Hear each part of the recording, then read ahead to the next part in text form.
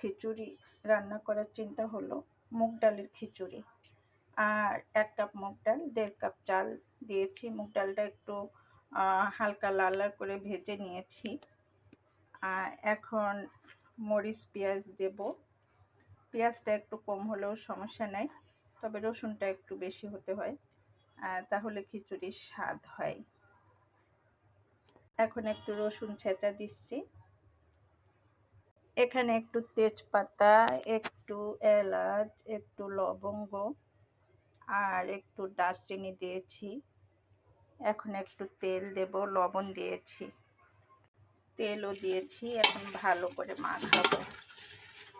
আপনারা জানেন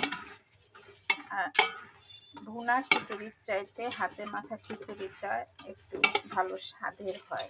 কাঁচা তেলের রান্না, আমি হাতে মাখা খিচুড়িটাই পছন্দ করি ভুনা খিচুড়ির চাইতে।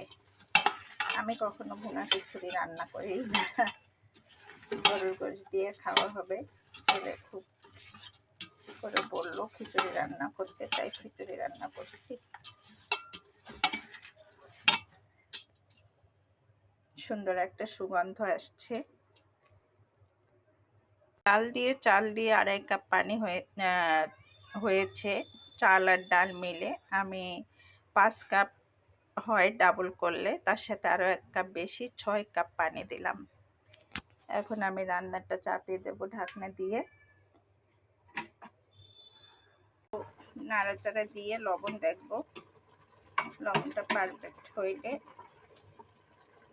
আমার খিচুড়ি রান্না কমপ্লিট। এখন গরম গরম পরিবেশন করতে বাকি। আজ গরুর গোশত দিয়ে খিচুড়ি খাওয়া হবে। সবাই ভালো থাকবেন। আল্লাহ হাফেজ।